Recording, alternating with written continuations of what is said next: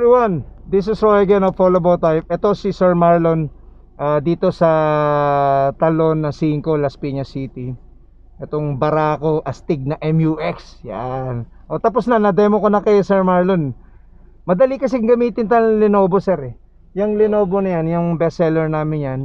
Kami ang unang, All About Type ang unang-unang nag-promote yan back in August 2019. Panahon pa ng bagyo yun, nag-promote na kami ng Lenovo. De eventually, mga competitors, alam naman natin, gagayahin na kami.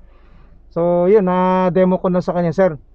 At tanongin lang kita, sir, sa overall specs, ano na-observe mo rito sa Lenovo Dashcam ng All About Type?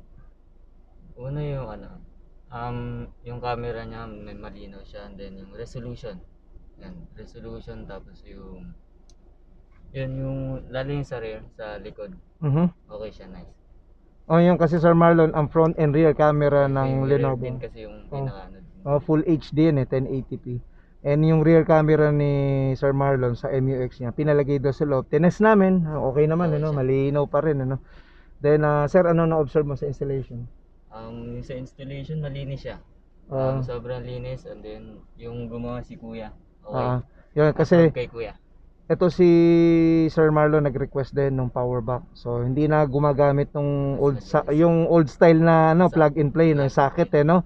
Karamihan talaga ayaw nang gumamit noon, lalo na mga lady driver na irita doon, may nakasuksok sa ano nila. Hassle. Oo, hassle talaga. So karamihan ngayon, majority ng mga client, they want to use the Lenovo Power Box. Sir, pasensya na po, last question. Saan nyo na-discover, sir, ang All About Type? Sa FB page niyo po, and then sa YouTube din. Then maganda yung mga reviews niya. Kaya nice. Okay siya. Okay mga viewers, wala na ako sasabihin.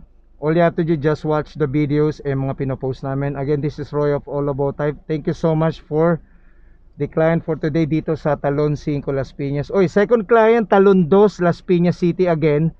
Mamaya yun. Then yung last client sa Parañaque naman sa Sukat Road. Thank you so much. Thank you for watching. Bye bye.